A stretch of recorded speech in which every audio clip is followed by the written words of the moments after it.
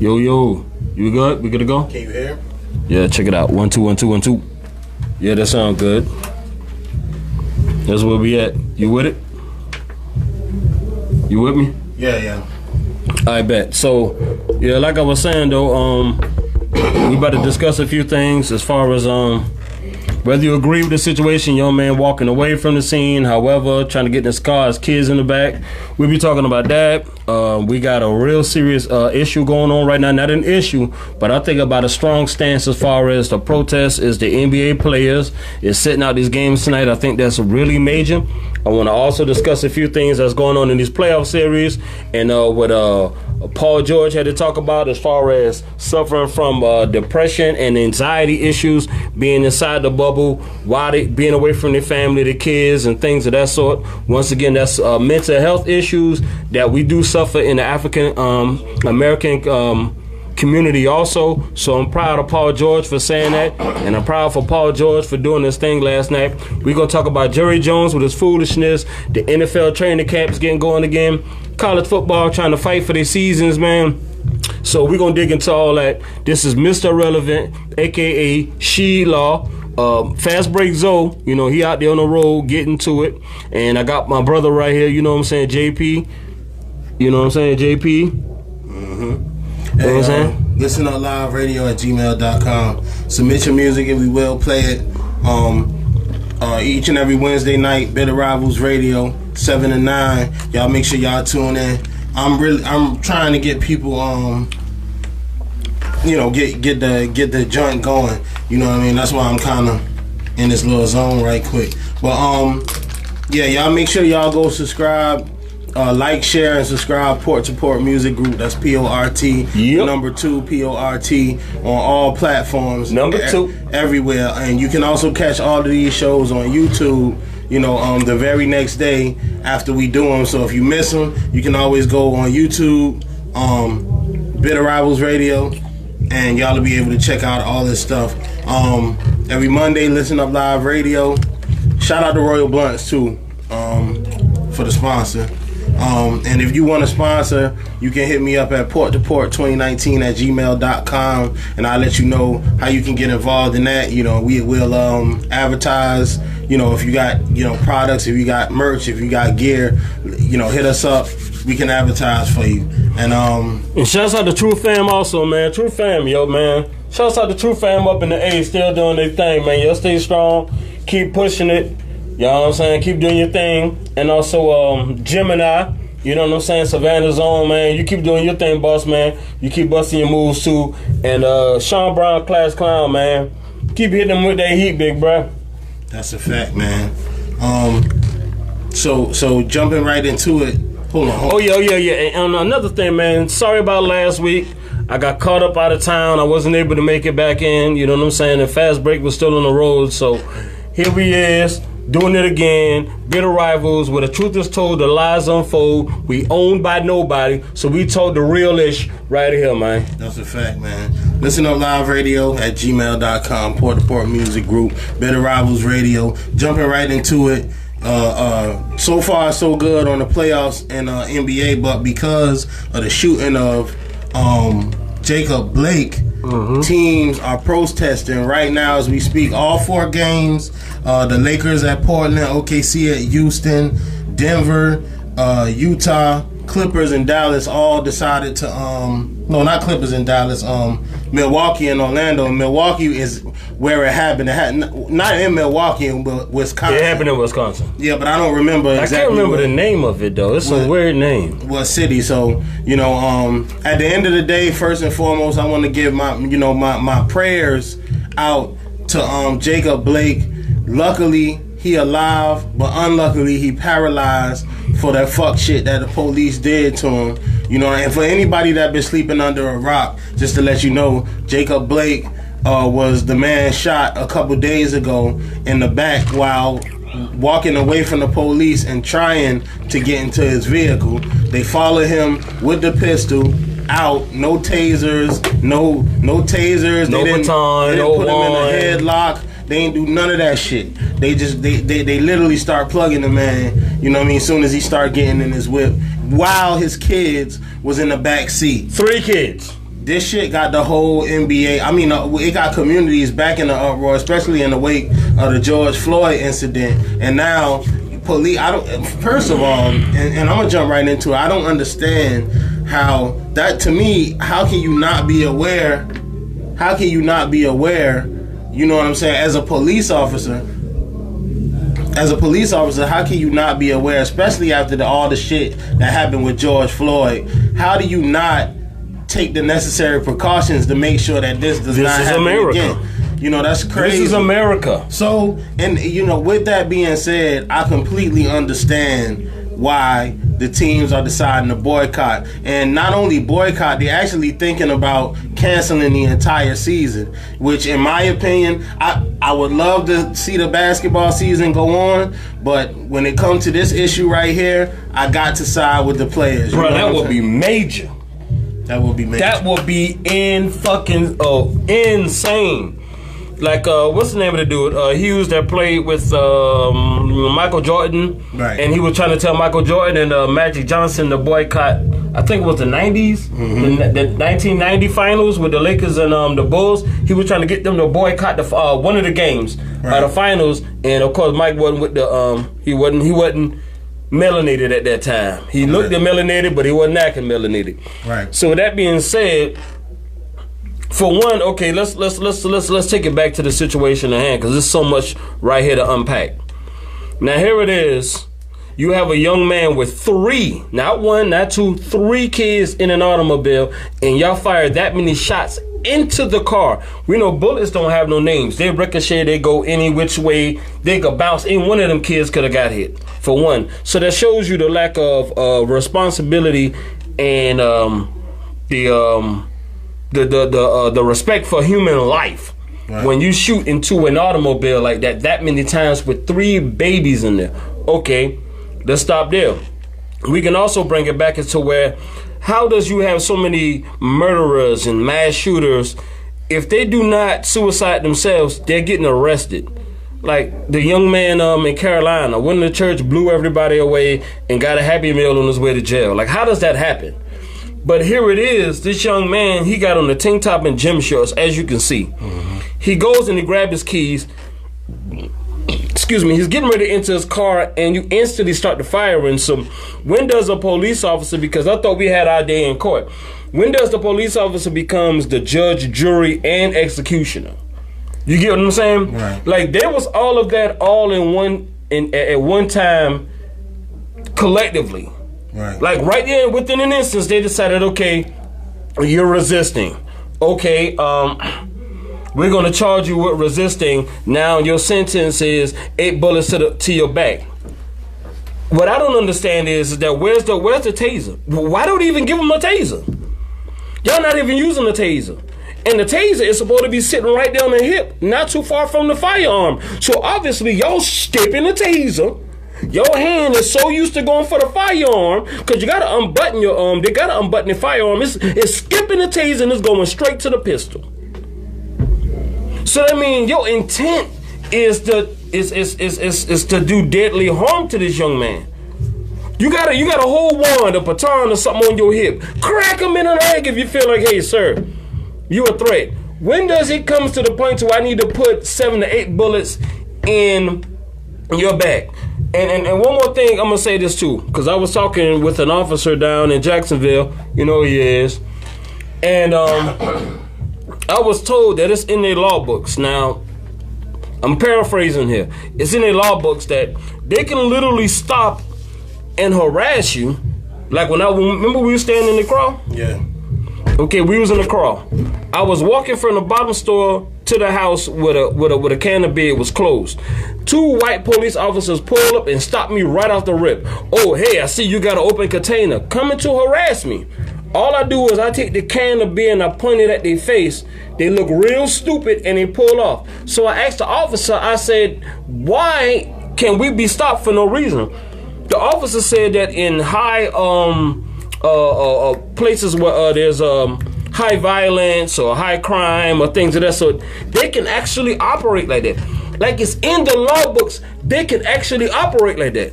So anywhere where it's an urban group, or where as far as like the projects, say Yamacraw, Fraser Homes, Caton Homes, if they declare these areas, which is areas predominantly, you know what I'm saying, black people, they could call this place a high crime area, and we get to stop and frisk or harass or do whatever we want to do, and it's in their law books to do it. That is systemic racism. You get what I'm saying? People like our doggone getting killed and taking crystal meth and blowing each other head off and stuff like that. But because you want to take it, see Asia, what up? Oh, what's up, Auntie? What's up, Mama? Because you have these areas that are predominantly black neighborhoods, urban neighborhoods, and y'all say, well, this is a high crime area, so now it's in our law books. We get to go and harass these people. And it's actually that's what they call systemic racism. You get what I'm saying? Like, my liberties and my freedoms are not the same as yours because of where I live. Because I live in a low housing area, or I live in an area to where they accepting what it is. They get the Section 8 and things of that sort, or a project building or something like that. It's already declared a high crime area, so you get to come and literally tee off. So if I woke up this morning and I was a racist white cop or whatever, well, let's just say I was a racist black cop, because we have racist black cops too. We have black cops out there that's even racist to their own people. If I woke up and I'm like, yo, I really want to put my hands on somebody because my wife won't touch me, or my daughter is out here doing XYZ, or my son is getting strung out on drugs, I'm gonna go to this neighborhood and free pick the first individual I see. That is systemic racism. That means that they have the right to literally target you, me, our children, our grandchildren, your uncle, cousin. That's bullshit at the highest order.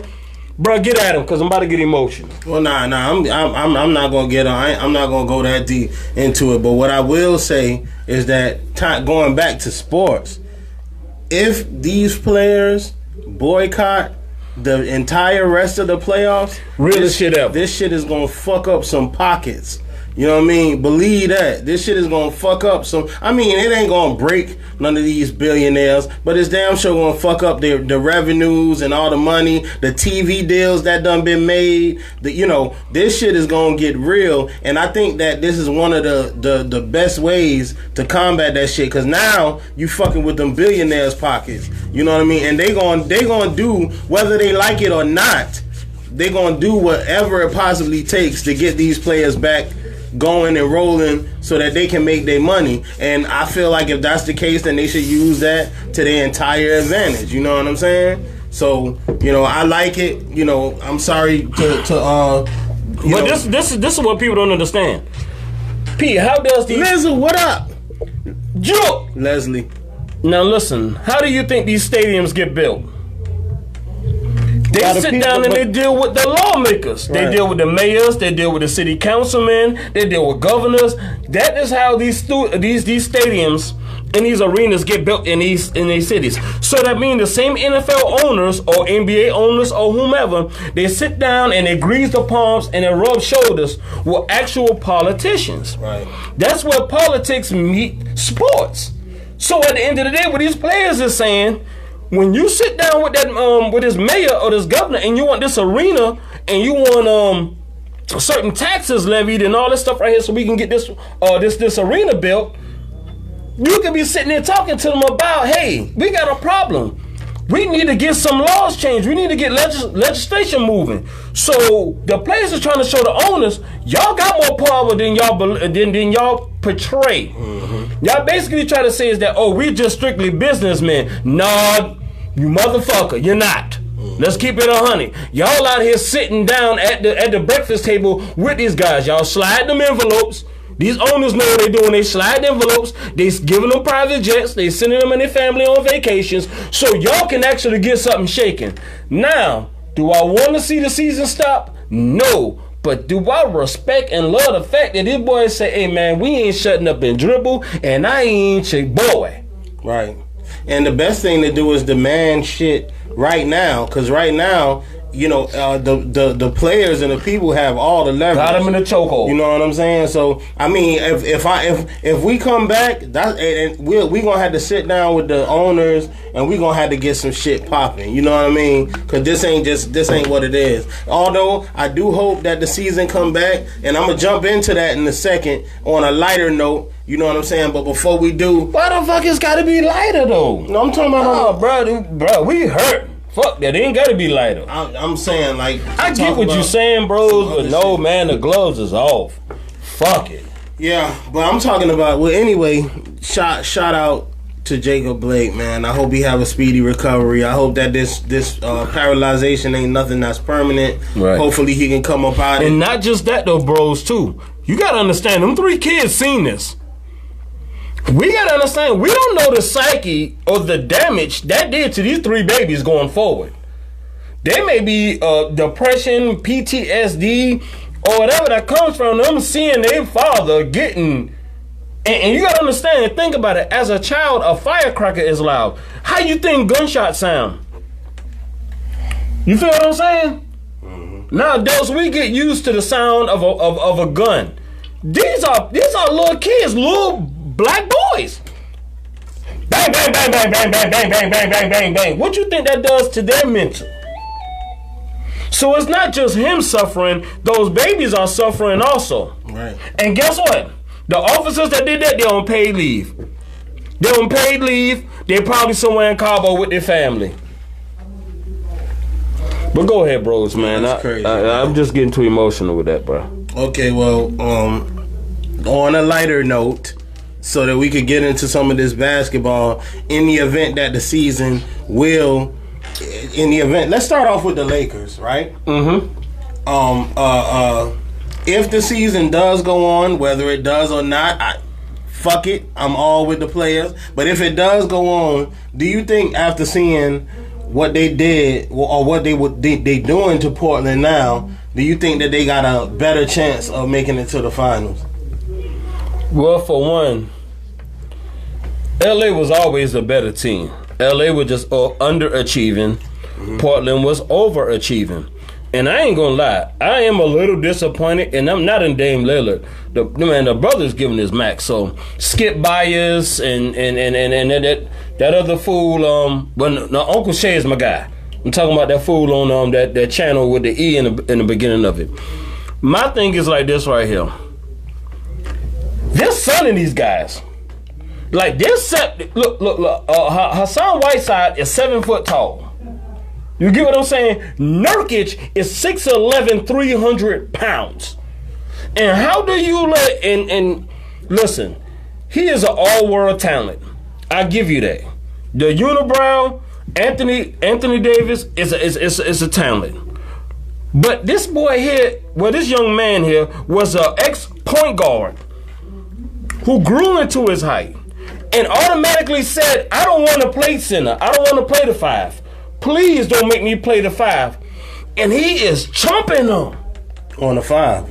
Yes. Yeah. He's sunning them.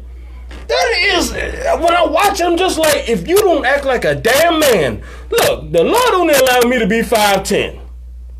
That's all I got. The Lord has allowed y'all to be 6'11", 7 foot. And every time you look at the Portland big men, they on the damn ground. Get your big ass up. Every time you turn around, they're on the ground. And Anthony Davis is snatching and dunking and whamming. And that is embarrassing. That's got to be disheartening to the guys, their teammates, looking at him like, bruh, really? How's you letting this cat chump you? Like y'all getting chumped, y'all getting sunned. Like, if you can't beat him, get a flagrant 2. Get a flagrant 2, sit his ass down, and go back to your hotel room. Or get out the bubble. But damn, don't sit in there in the arena and play like a little ass boy. Well, I think it's over with. You know, that shit done. Lillard ain't playing the next game. He got a sprained knee. Yeah, it's a ball game. Yeah, so the series was already over. And then old flexing LeBron, hey, y'all already know. Now, LeBron, what he doing outside with this whole voting thing, I'm cool. But as far as LeBron with this whole, he acting like he that nigga. Oh, excuse my language. He's that guy. Stop flexing, because we got something for you, bruh. We got something What for do you. you mean by that? He's that guy. Okay, then, like, say, for example, they up by, like, 30 points. He shoots the three-pointer, bam, and then he turns around and he all on war ready. Man, that man acted a fucking But donkey time in out, that though. game. This is what I hate, though. He is a specimen unlike we have ever seen. The young man is greatness. He's greatness. I give him that. I'm not hating on his greatness. Right. He's not the greatest, no sir. But he is greatness. But when you see him get fouled, you ever seen him just That's what he does. I mean, and that's what he does. Bro, you are 6'9", But 270 pounds. Listen, a don't cyborg. get that shit fucked up. He is that guy, without a doubt. At the age of 36 years old, he's 36, right? Or Yeah. 35? Is he 30? I think He's 35. Okay, He'll either be way. 36 in 16 December. 16 December. years. 16 years in the league. That man looking like a man amongst boys, bro. The NBA is a bunch of boys. Look at the big men in the NBA. Like, do you think any one of these big men that are stars right now in the league could play against a Patrick Ewing, a David Robinson, a Keem Olajuwon, a Sabonis, a Rick Smith? Look, these guys, they lazy like they're walking on stilts. Yeah. And that's the problem, because that's what the Euro ball did to the NBA. And then the flopping came, like, bruh, it's like they are softening up these big men. And what bothers me is like, sheesh. That's why I love the Montreal Harrows that plays for the Clippers. Even though it is what it is, but the man said, all right, we'll get to that series in a minute. But let's stay right here with this one. I love a man that play bigger than his size. You feel me? I want a dog that's going to go and get a dog. All these boys being big and banging, and then, oh my God, he hit me. Oh my God, and then the whining to the refs is at an all-time high. You got 5 guys streaking back to the other side for an open layup or open three because your star is at the other side of the court crying to the ref. If you don't get your sucker ass on defense, the way how these men are being built, somebody got to start calling them out. I hate that shit, but get into it, bro. Hey, that's what it is. No, I'm firing. I guess because I missed last week, I'm just firing. I'm all type of emotional. Shout out to the Lakers. I think they're gonna take. No, fuck that. They're not. Shout out to them Clippers. Yeah. My boy Paul George said I got my noodle together. He said I'm about to play RP. If the Lakers play like they played the other night, Yeah, I mean if the Clippers play like they played. Yeah, well, if Paul George played like he played, Paul George is the missing ingredient. And he disappears. He does in the fourth quarter every game. So what is this? If that? No, this is the first game that I seen. Let's jump right Man, into cut the bullshit, bro. Dallas and the Clippers. Right, the Clippers just went up 3-2. Right. Because of Paul George's performance. I believe that without Paul George's performance that night, that they wouldn't have got where they got at, and that's without Krista A. And man, shout out to you, Luka, man. Luka, it's too early to say. You sound like you about to do some real sucker shit, man. Listen. You about to do some sucker shit. Listen, Luka. Come on now, stay within yourself. Don't jump on the media wagon now. I'm not jumping on the media wagon. There's bitter rivals. So what is it about Luka that you don't? No, go ahead, get it off. Get it off. I believe that if Luka Doncic continues the streak that he on, he will be one of the top at least 20 players in the league of all time. Of all time? Of all time. And I'm going to tell you why I say that, right? Wait. I'm going to tell you why I say that, though. I'm going to tell you why I say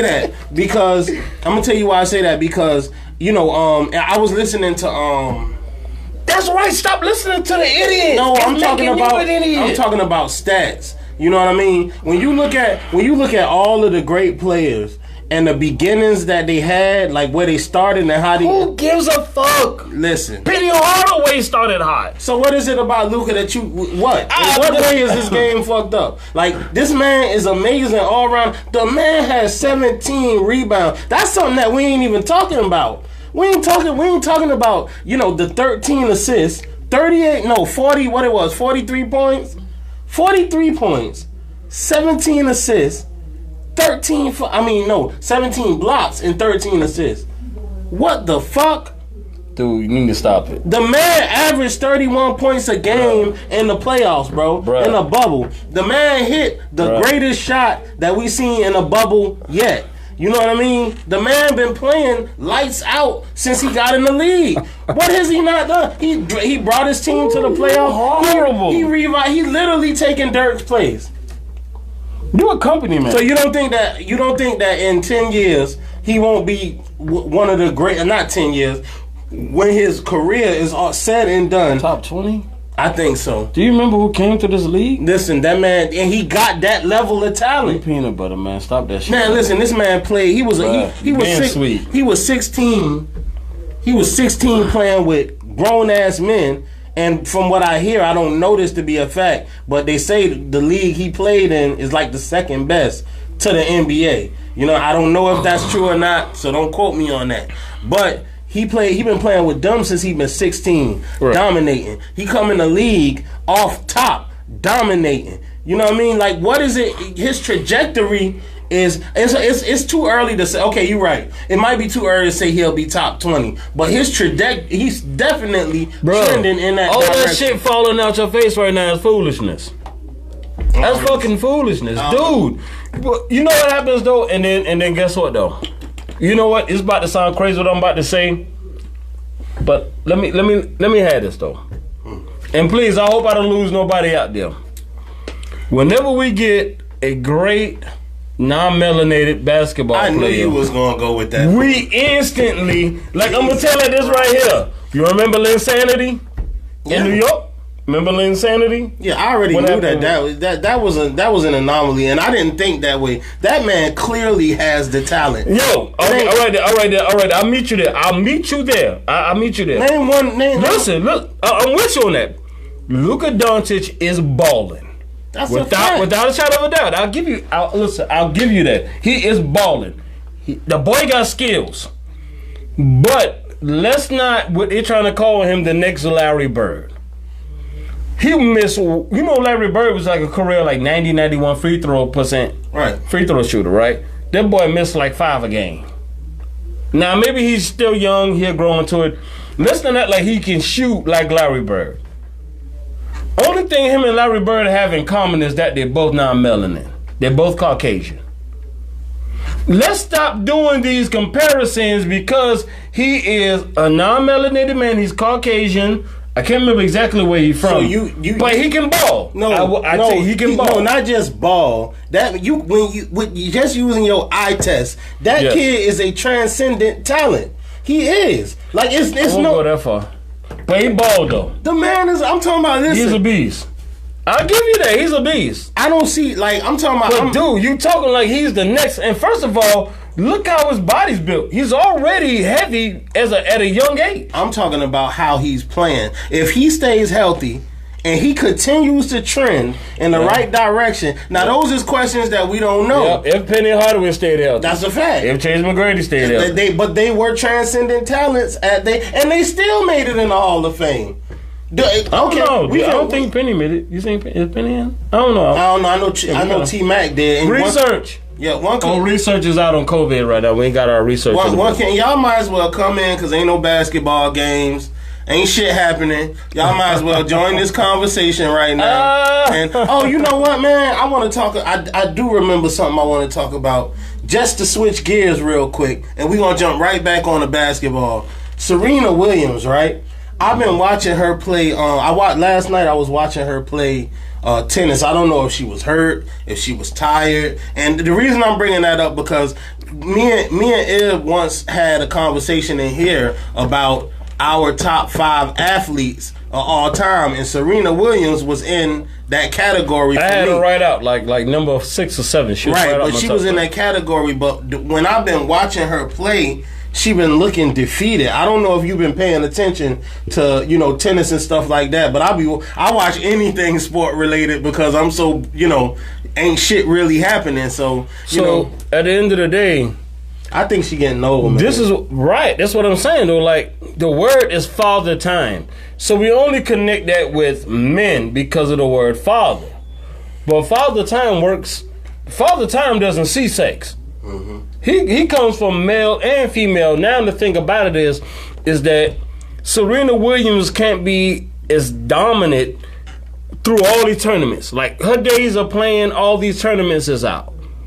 She has the rest, and she, had the baby, may have another baby. I mean, shit, Serena, I don't know what her husband doing. Yeah. Shout out to her husband. Not Melanie the man, but hell, I ain't mad at you. Keep plugging up.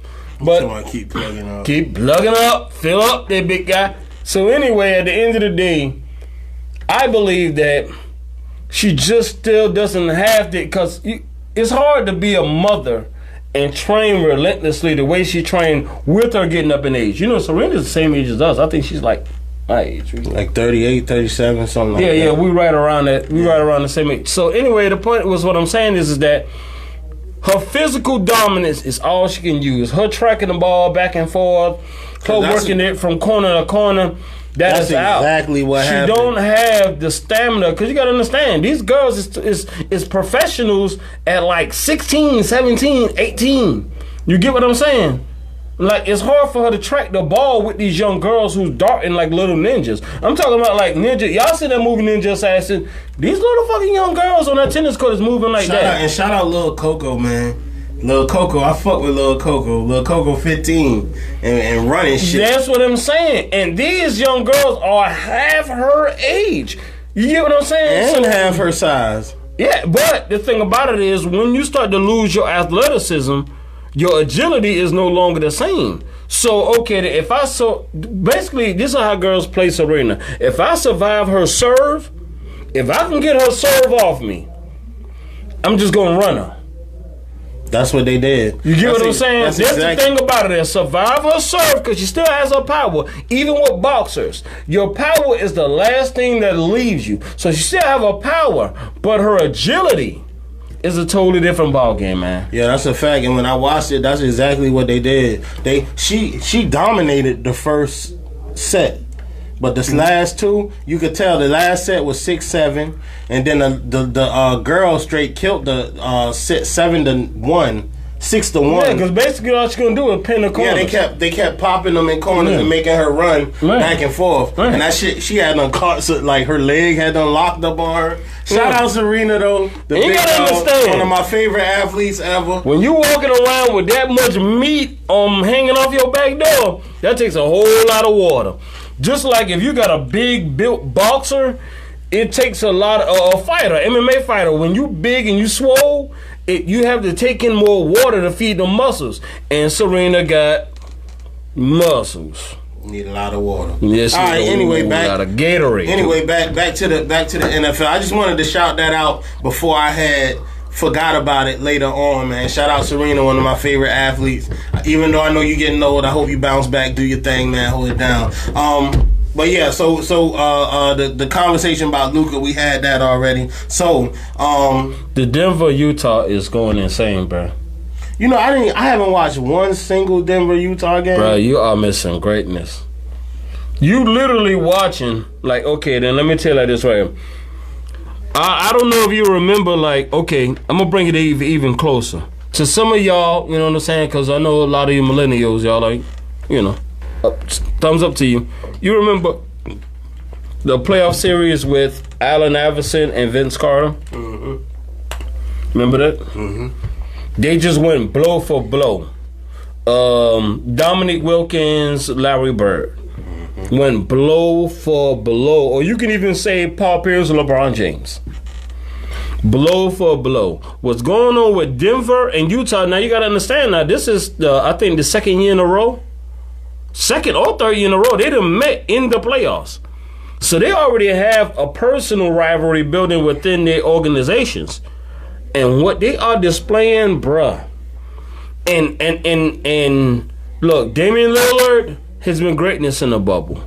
James Harden, scary in the bubble. That boy Donovan Mitchell.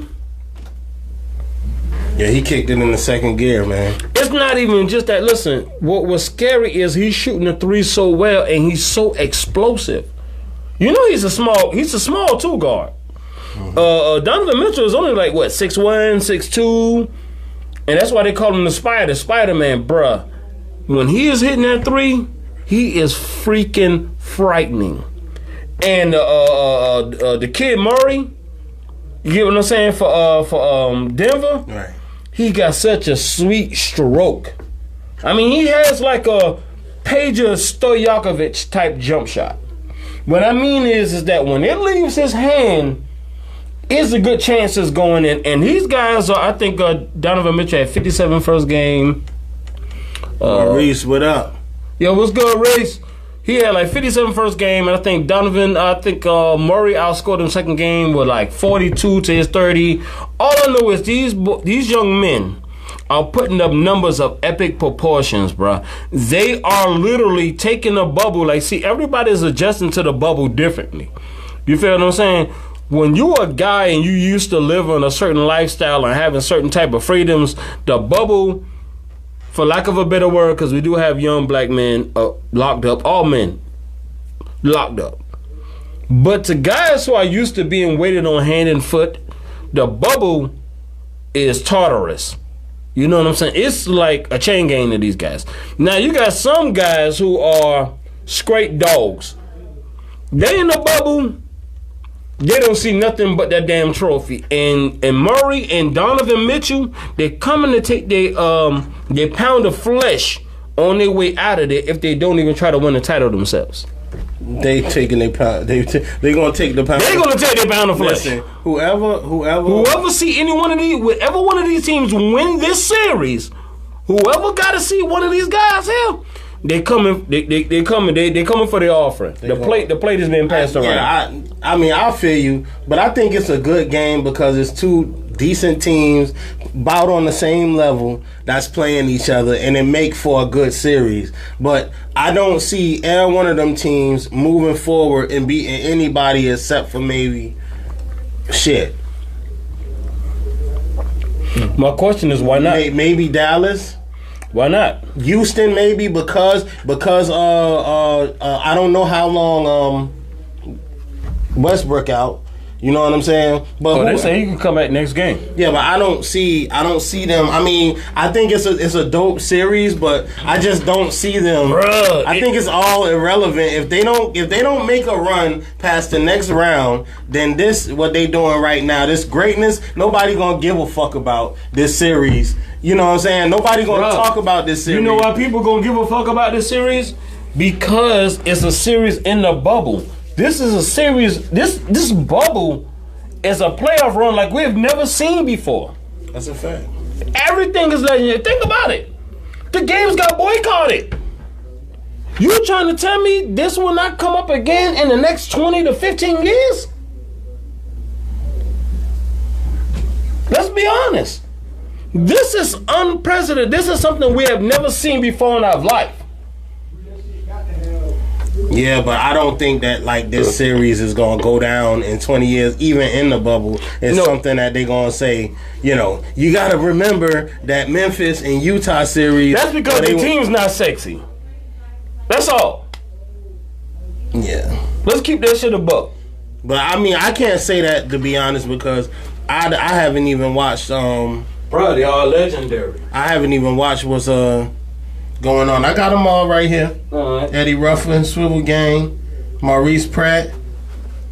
But we see you. This Dorman, what up? Now, if this series was Lakers Clippers, I bet you remember it. Yeah, probably. Or if this series was Lakers Celtics, I bet you remember. Mm-hmm. We're not going to forget nothing about this playoff run because of the bubble. Okay, that whole dynamic. Okay, well after and I wanted to jump back to the before I move on to any other teams, the Clippers and Dallas. The Clippers is who you picked to win it all, right? Right. Any concerns moving forward after watching how they've been playing with Dallas without Porzingis since what, game 1 or like the beginning of game 2? He got ejected in game 1 and he didn't play game 4. No, he didn't play game 5. Right. So any level of concern after looking at how they play to say that, hey, maybe it's a chance that they won't, that they may not make it or win the title? Okay, then, well, check this out. Paul George just went in front of the entire world and admitted to the world I was suffering from mental illness or mental issues, okay? Which we don't do in our community. Which, remember, y'all just had a whole show on that. Just had a whole show on it. Right. So we know it exists. It's real. Right. Okay. And for him to say, well, Doc Rivers, I think him and Doc Rivers talked for a few hours. Kawhi, they all got together. He talked to this girl and all that. Because, Paul George loved them scrapers. He loved them scrapers. Like, yo, we all, everybody love the scrapers. Okay, anyway. He is psychologically somewhere where he shouldn't be when you're trying to make a playoff run. He said he done got over and beyond that. Looking at that type of performance, with him saying and believing in that, with the coaching staff and the type of team he had, if he was playing with, say, like the, Orlando Magic, or if he was playing with the, what team I'm looking for? Memphis Grizzlies. I'll be worried. But the type of surrounding group that he has and the support staff that he has, I think the Clippers just going to even get closer. I think they're going to rally behind this young man and his struggles. So yes, I still love it. I'm no longer concerned.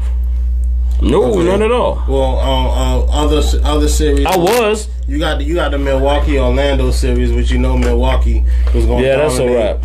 I really don't care to even talk about that. Yeah, that's a wrap. But hey, once again, shout out to Jacob Blake, who is in Wisconsin, and shout out to the Bucks, because the Bucks was the ones who actually set this protest off. Is that your thing? What? Yeah, there you go. Okay. Yeah, but shout out to the Bucks for that. So if it's any news, it's the Bucks set this shit off. You know what I mean? And it started a fucking a fire sale that we never seen before. And so shout out to them boys. You use fire sale. I didn't see that coming. I like that. Yeah, man. So fire sale. I like that. Yeah. Dope. Smart ass. Hey, no, I got that from Bruce Willis movie? Yeah, the Bruce Willis movie. Yeah, the Die Hard. Die Hard. Yeah, Die Hard. So one of them, Live Free or Die Hard. Yeah. That's basically what we have. No, that made sense though. I like that. Yeah. So all right, motherfucker, you ain't getting no more compliments, nigga. Okay, so we covered that. The Heat. They're serious. Shout out Jimmy Butler, because listen, I've been seeing. I remember Shannon Sharp gun show. I remember back when Jimmy Butler was playing for the Timberwolves, and everybody said this man was a terrible teammate when all he did was demand greatness from his teammates. He went to Philly. He literally one shot away from going to the finals, over the Eastern Conference Finals, because Kawhi Leonard made a crazy ass shot because of him. And now he in Miami, and you can tell that his leadership, he around young boys, he don't have alphas, around him, so he kind of, this my team, I control the narrative, and he's showing, he demanding greatness from them boys, and I know that it's him that's bringing that greatness out of them kids. So shout out to him, man. And them boys, Milwaukee is about to meet up with them boys, and they better not go into that shit sleep. Big problem. But does the Heat, do you think the Heat come out of this series? I think always the safest pick is always say, such gonna win in 6. Hey, Grandma. That's Mama? Yeah, Grandma watching. That's Mama? Yeah. Hey, baby. Love you. Now we using some foul language. See you soon, Mama. Yeah, this ain't PG-13, baby. Yeah, love you, Mama.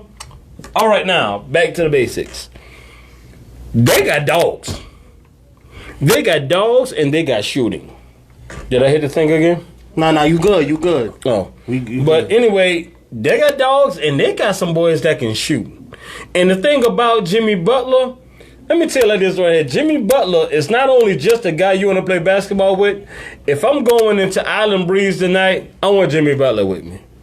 I want a dog that's going to rock with a dog. I love it. I think this series, I still think Milwaukee has more talent. I think Milwaukee is more further as far as their advancement is being the championship team and organization.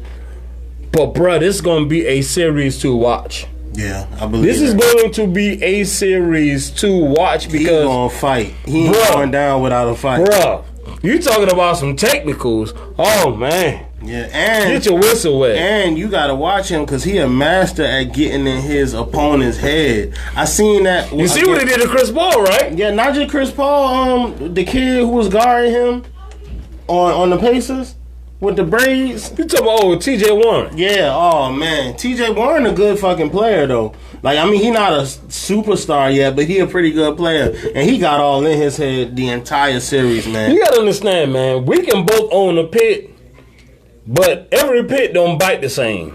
Mm-hmm. You get what I'm saying? But I'm really, hey, with everything that's going on, we don't know how that's gonna go down. But I will say this: that series is for them hitters. That series is gonna come down to it, man. I am excited. Right. So shout out Jimmy Butler, man. I think that's the one guy that, yeah, especially if I'm about to hit, I need you with me, bro. Yeah, get in this foxhole. Yeah, that's a fact. We gonna get it in. Hey, let's give that. And let's talk about the Sixers who got swept. And no, I don't know if you expected that, but I did not expect a sweep. Me neither. I expected it 6 either way, but you know that was pretty fucking bad. You know, go ahead. Well, go ahead. first of all, I was going to ask you, who do you think is the biggest problem on the Sixers? And should the team be broken up? Should they start from the beginning? Should they trade away players? Just give me your thoughts. All right, I think for one, the team was built wrong. I think Philadelphia spent so many years of losing.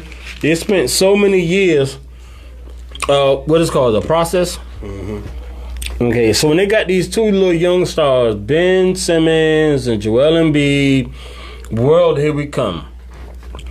And they're generational talents. But the thing about it is, they sucked so long to where when they became decent or somewhat relatively good, they gave out bad contracts. Mm-hmm. One being Tobias Harris. They gave him a max. Tobias Harris is making $180 million. 187. 187, damn. Oh, good number, 187. Because he murdering they motherfucking cap. Excuse my language. Anyway, Horford, right? Al Horford. He was the thorn in Joel Embiid back during all these series when Boston kept eliminating the Sixers. Outside of last year with Kawhi Leonard. They said, well, instead of you playing against Joel Embiid, we're going to pay you $100 million to come stand next to him. The structure of the team is horrible.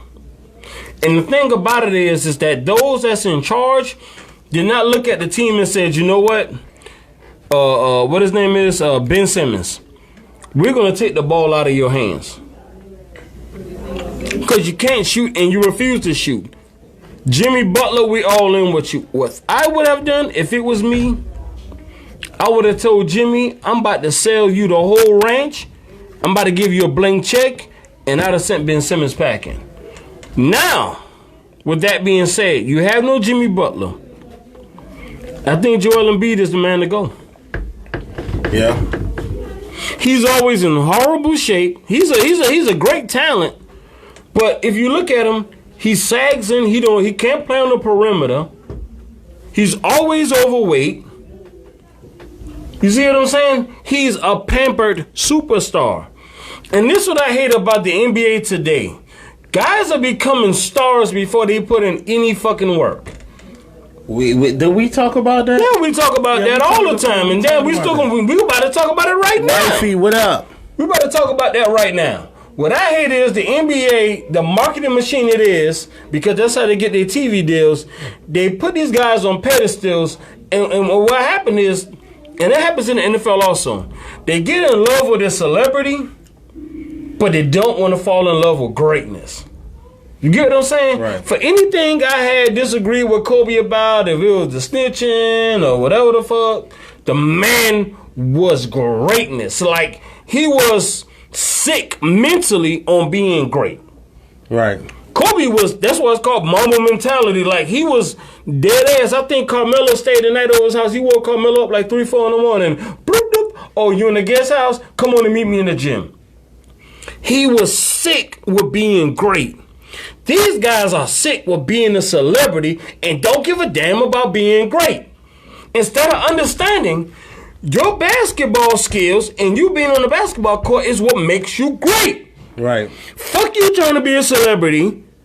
You get what I'm saying? You ain't no motherfucking pretty boy. You ain't no Tyson Bedford model. You are a celebrity because you put the ball in a hoop. When you forget to put the ball in the fucking hoop, you're nobody. Ask Chad Johnson. Stay focused on your God-given talent and what makes you greatness. Right. These guys want to be great, but they don't want to put in no work. These guys want to be celebrities and live it up with the Kardashians, you idiot-ass cats, and then they're not putting in no work. That's why I like Jason Tatum. That's why I'm not a fan of the Boston Celtics, but I respect the fuck out of that team because you know why they win? All dogs. All dogs. All dogs go to heaven. I can't agree with you more, man. It's time to break it up. Yeah, though. if I'm the Sixers, I'm trying to trade. But I'm trying to think of like the best trade destination for Joel Embiid and who. You don't get a trade destination. You get the package, the best package. Right. That's what I mean. The best package. Like you said, a fire sale. I'm about to fire sale his ass. Yeah. But where you think where his type of skill set would fit on any team that could make him a championship contender? His skill set will fit with any team if he got his. Okay, shit then together. who have the assets to get him? The Timberwolves. Ooh, you get a point. I didn't see that coming. Good call. Phoenix.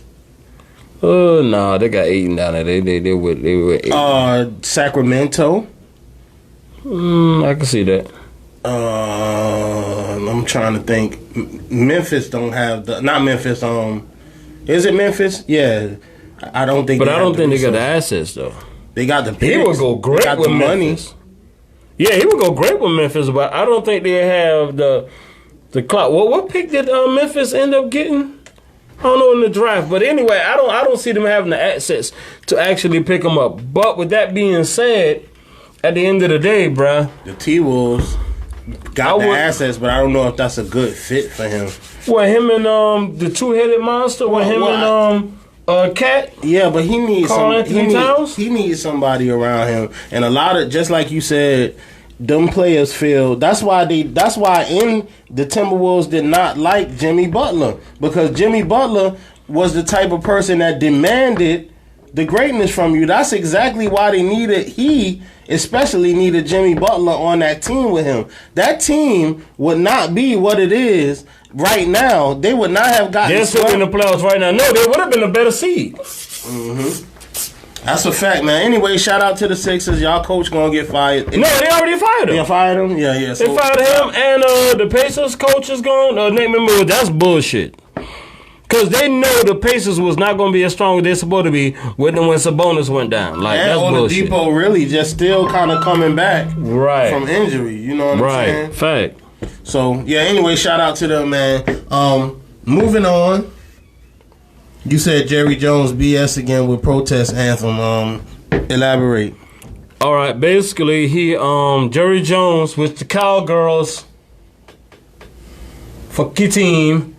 Anyway, what happens is that last week he was like, well, no, it wasn't last week. It was like 2 weeks. He was like, he kept talking about grace. We had approaches with grace. The players had to respect the flag. Once again, this damn flag talk, because he buddies with the commander-in-chief. Him and the commander-in-chief is tight. So anyway, flag. Okay, whatever the fuck, dude. I understand you a 70-plus-year-old billionaire, non-melanated man. Oh, no, guess what? WNBA just stopped too. WNBA? Yeah, the protest. I just seen it breaking news on ESPN. Ooh. Yeah, it said the season postponed in protest because of they protesting against the what happened. Damn. Yeah. Whoa. Hey, it is what it is, man. Whoa. Front Street. Whoa. Breaking news. Whoa. Y'all heard it. Y'all heard it here second. Y'all heard it here second. Yeah. Yeah. This our woes right here. But with that being said, he says, "Oh, we gotta approach this with grace, grace, right?" Right.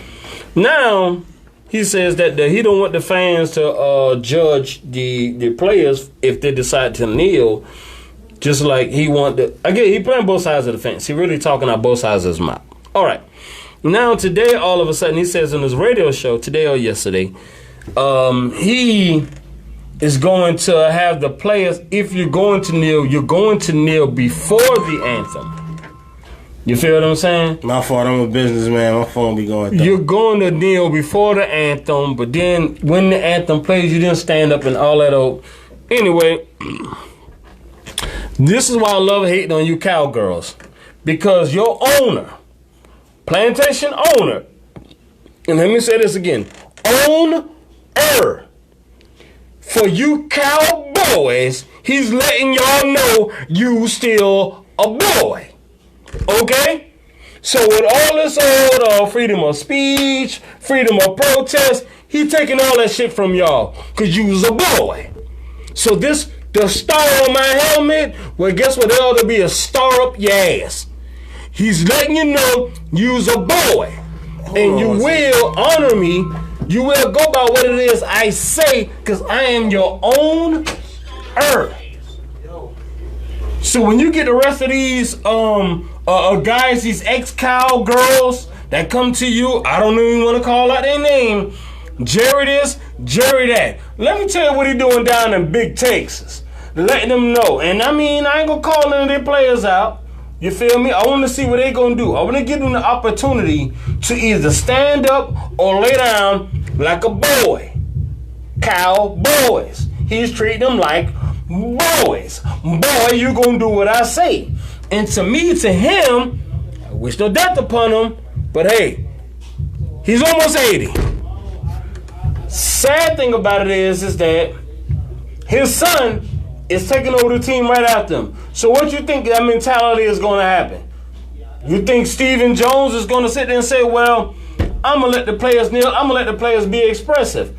We have an issue going on in our country with the pandemic. I'm going to let them express themselves. Guess what you think he going to more than likely do? Go along with the daddy, who went along with the granddaddy, who went along with the great-granddaddy. Plantation mentality. Pigskin, picking cotton, green field, boy, cow, boys. So all you old melanated men run around, I'm a cowboy fan and woo, woo, woo, woo, woo, woo. Well, I'm going to let you know, you's a boy. And that cowboy owner ain't even afraid to tell you, you's a boy. You're going to do what I say, because I own you, boy. Oh, always take pride in hating on the Cowboys. And you better bet your behind this season, I'm going to sit by my TV, and Jerry Jones going to like this, because I'm going to watch it. I'm going to give him ratings, because I hope to God they lose every single, I want them to go 0-18. It ain't even possible to go 8. I want them to lose, they ain't even no preseason games, I want them to lose that. Because the owner is letting you know, you Cowboys, I'm treating you like a boy. That's them boys. Yeah, that's a fact, man. NFL, I don't even want to waste time talking about Jerry Jones. NFL training camp coming back, but I'm not too optimistic about it, especially with everything that's going on with COVID, coupled with the police brutality. Has any NFL players actually came out and talked about that? Yeah. Where did this happen again at? In Wisconsin. What team playing Wisconsin? Your Cheeseheads. Okay then. Yeah, Aaron Rodgers went straight at it. And you know what I love about my quarterback? He is a filthy rich white man. He's supposed to keep his damn mouth shut. Mm-hmm. He's supposed to sit there and say, man, y'all see the numbers in my bank account? I don't care what they doing out there to the melanated men. Guess what Aaron Rodgers say? I've been in sports my whole life. I've been playing basketball and football. I've been got doggone dealing with these young men. I don't see no color. Do some people remember? And I challenge you to go back and look at the NFL draft, the draft of Aaron Rodgers and Alex Smith. They came out the same year. I can't remember the year. Was it? You know what Aaron Rodgers fell in that draft? You remember the Aaron Rodgers hype videos where he popping his collar? You know, that's when the song 3 6 Mafia had to pop in my collar, and Aaron Rodgers with them melanated men popping his collar, turned up with Marshawn Lynch. Guys and them white folks said, man, we can't trust this goddamn. He hanging with them dudes. Well, I don't know. Alex Smith from the University of Utah. He's coached by Urban Meyer. He comes from Utah. He throws from so many yards, and he's so wholesome. But this other dude in Cal, with them melanated man, I don't know how I fuck with Cub, man. Mm-hmm. Shit, I ain't. Yeah. And then we look at the two different quarterbacks because of perception. So when I hear what Aaron Rodgers say, I take that to bet. I believe him. What is one of his best friends on the team? Not just Jordy Nelson, but Mercedes Lewis. Mercedes Lewis went to UCLA, played his most of his career down here in Jacksonville, Florida. One of them guys is Aaron Rodgers' best friend. They really rock with each other away from the field, families, all that stuff. So yes, our coach, and this is the reason why I like the young coach Matt LaFleur for the Green Bay Packers. He slowed down practice and said, come on, I want us to have a meeting. You get what I'm saying? He brought over his leadership council and said, y'all discuss what y'all want to do and y'all handle it. Y'all got it. He didn't do the Jerry Jones, the flag. Fuck Jerry Jones. Woo, you Klansman. Green Bay Packers, cheeseheads winning all this year. Shots out, man. Fuck everything else. So, I mean, besides that, what's your thoughts, like, on the training camps? Oh, yeah. Now, what I do like about the training camps, I told you I'm getting emotional. I was going to be emotional today. All right, with the training camps, I love what the teams are doing is they're trying to have these little tiny bubbles. Like, they can't do a big bubble like the NBA. You get what I'm saying? Right. They're trying to, secure hotels and things of that sort. So when the players leave the facilities, they're trying to keep them actually within or closed within together. That's why they got all these protocols and these things. So I like the attempt they're making because, you know, the baseball season almost got shut down. Yeah. Because remember the Marlins, they had the COVID spread through the whole damn locker room almost. So I love the attention to detail. You get what I'm saying? That the NFL is trying. You're going to have positive tests, like I said before. You're going to have positive tests. There's no way around it. You can't have guys bleeding and tackling and beating the shit out of you, and you're not going to have positive tests. That's going to happen. How do you minimize that, and how do you stop an outbreak? It's more so what the NFL need to be concerned about. But once again, man, I'm hyped about my Green Bay Packers. Our new defensive back coach, his name is Jerry Gray. He's amazing. Mike Smith, our linebackers coach. Lindsey Keke and Rashawn Gary and Savage and all these young men. And what's the boy name? Kamal Martin, the linebacker that we drafted out the 5th round. He gonna hurt somebody. I love what we did at Green Bay Packers. I love what's going on. Damn everybody else team. Damn them Jets, because I don't even know why they ain't sold that damn team. I don't even know why they still allowed to have a team. The Jets and the Jaguars. Facts. What? Jay-Z need to buy us. Yeah, I bet you you do. Take him. Yeah, I bet you do. He buy y'all in some souls. I'll take him. Yeah, I bet you would take him. Yeah, he would buy y'all. Yeah, I'm not too optimistic, though, about football. The way shit going right now, I mean, I don't know, man. And then they talking about another spike and surge and shit coming. And you think when the season change? Yeah, the summer was supposed to kill it, but of course not. You know, they said vitamin D. I'm gonna save that conversation for tomorrow's show. Y'all make sure y'all tune in to Talk Your Ish, man. 7 to 8 every Thursday. I will be here expressing my feelings on the COVID.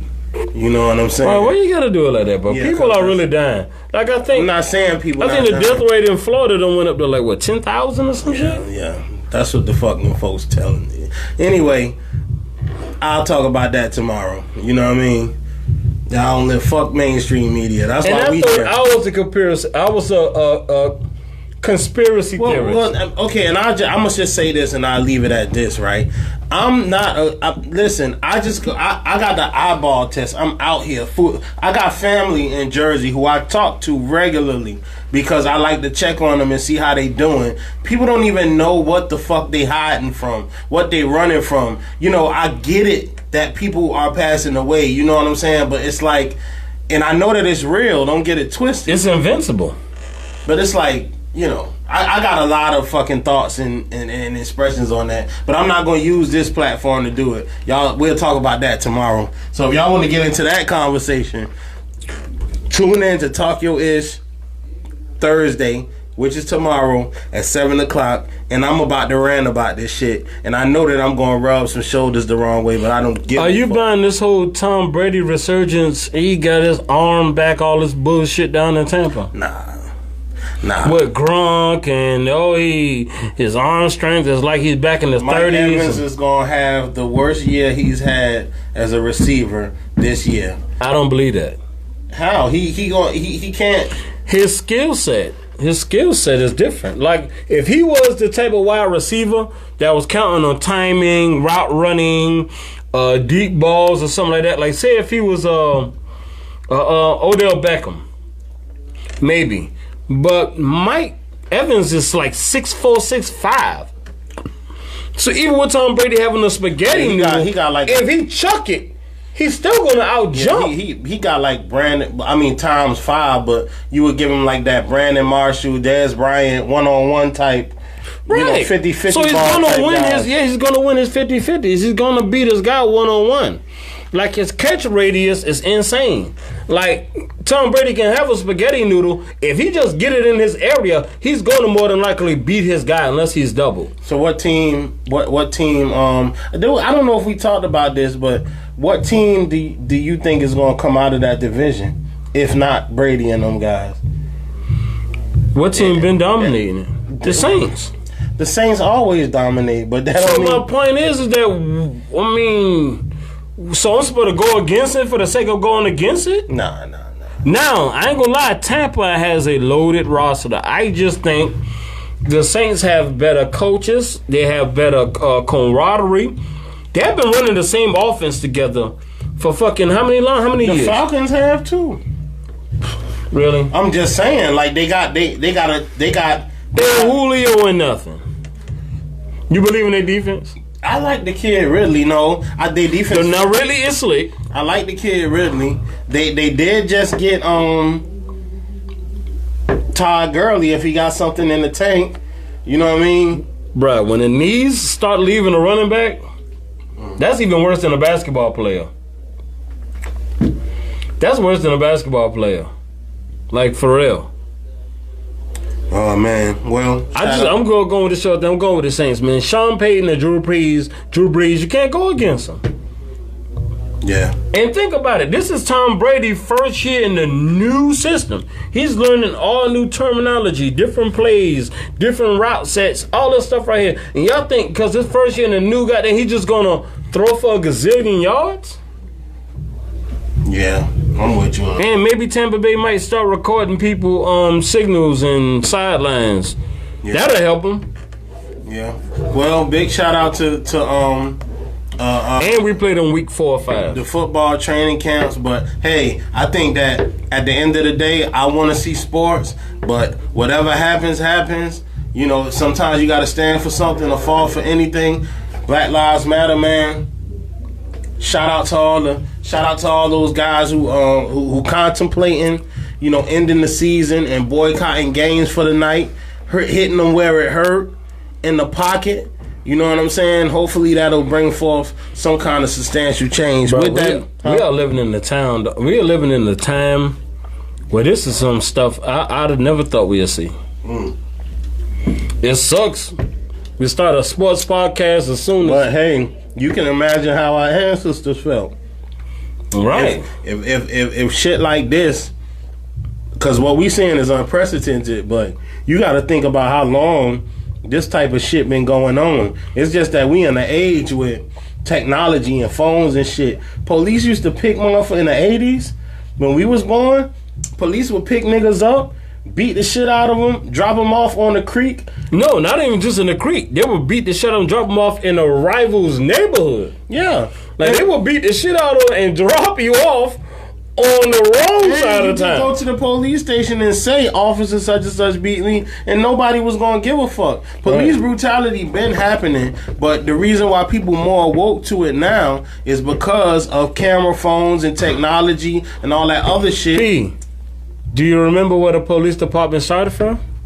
What is the birth of the police department? Where did it come from? Enlighten me. Slavery. They was originally the ones who was sent to hunt down, they band together to hunt down the slaves or try to catch runaway slaves or escaped slaves. Yeah, for sure. Yeah, man. So yeah, with that being said, man, fuck the police. Damn, you said that, man, on camera? Hey, I was close, but I wasn't going to say it, nigga. Damn, you said that? You said that? This is America. Hey, they can just live in there. Fuck the crooked police and fuck the police that help the crooked police. You know what I'm saying? I know a good cop named Richard Coleman. All right. Oh, let me give you this scenario, right? Because somebody brought this scenario to me and it made a lot of sense. And I'm not playing devil's advocate. It's just It's just a scenario. Yes, you is. You can't help yourself. Okay, that's what you do. Let's say we all in the crew, right? Mm-hmm. We all in the a gang or some shit. Where's the bullshit about to come? Because you about to hit me with the foolishness. I'm just saying. I'm throwing it out there. Say we all in the gang, right?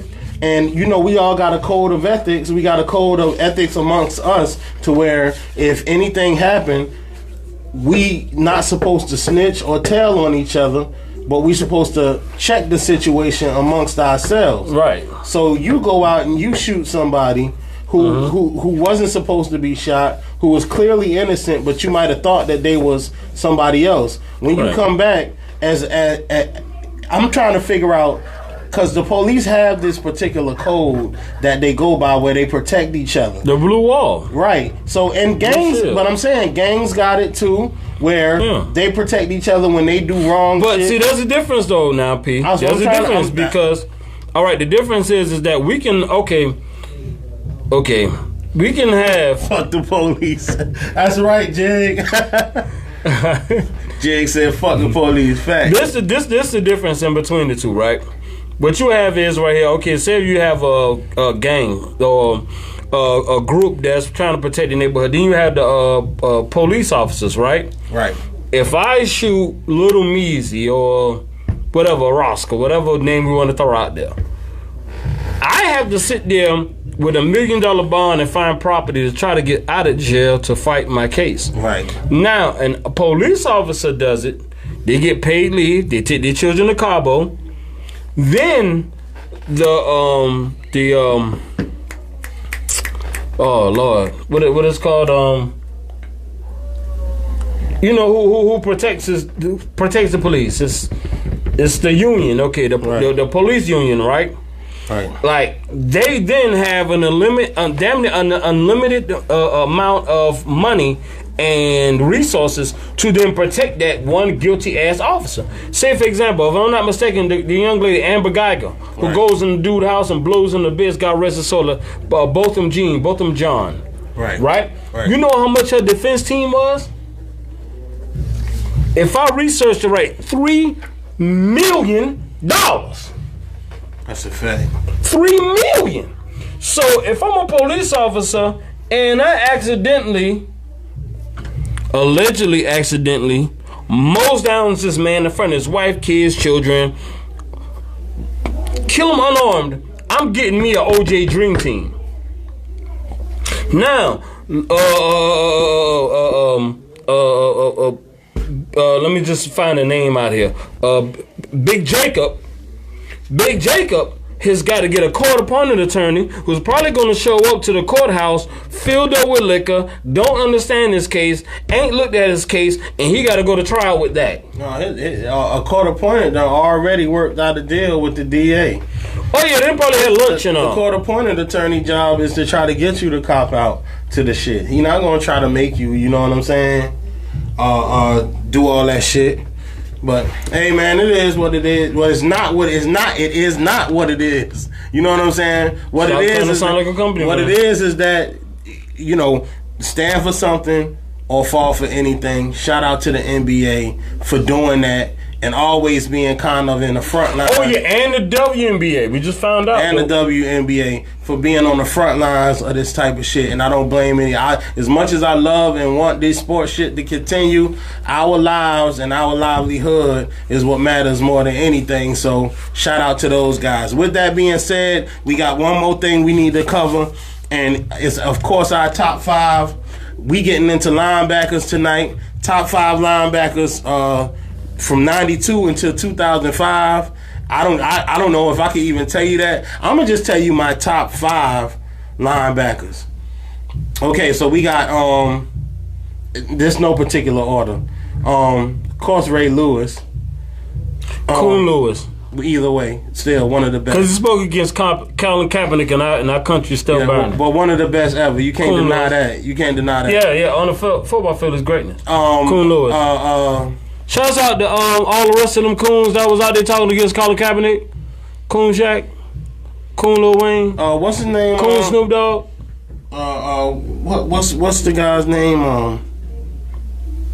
Lawrence Taylor. He was a linebacker, right? Yeah, he was a little bit ahead of that era, but I'm just going all the way because I can't. All time? I don't know 92. There's no way. I do not There's know. no way. Then let me go first then. Because There's I don't no know. way anybody get ahead of goddamn fucking Lawrence, man, over like in history. There's no way. Well, that's what I'm saying. So Well, I don't know them. Well, all right. Then let me jump on this right quick.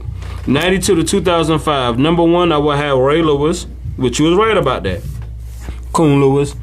Number 2, I would have Derrick Brooks, my favorite linebacker of all time, personally. Derrick Brooks, Tampa Bay Buccaneers. Love you. All right. Number 3, I would have Brian Urlacher.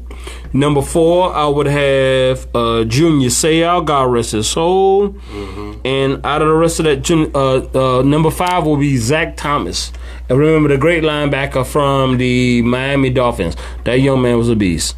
Wasn't melanated, but he was still a beast. Okay, from 2005 until now, for some reason, I thought Patrick Willis was the most frightening linebacker I've probably ever seen.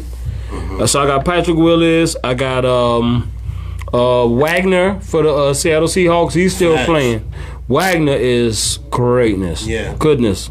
He's still. So I got Patrick Willis, Wagner.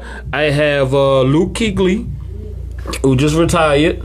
Mm-hmm. You know what I'm saying, for the Carolina Panthers. And I also have, let me see, what his name is. Godly, he was a beast. Because we can't do outside linebackers, right? Yeah, okay, right then. So we outside linebackers. You also got to put in Khalil Mack. Like I don't care what era he plays in. Khalil Mack is a juggernaut. He's a man amongst men, and I think what's the name is not a linebacker, right? Who? No, he's a lineman. Yeah, J.J. Watt is a lineman, right? Yeah, he a lineman. Yeah, he's he a do lineman. line up at linebacker sometimes. Yeah, he do play outside. Well, J.J. play every damn way. Right. But his main position is rushing the quarterback. Yeah, but he's really more so a lineman, though, right? Right.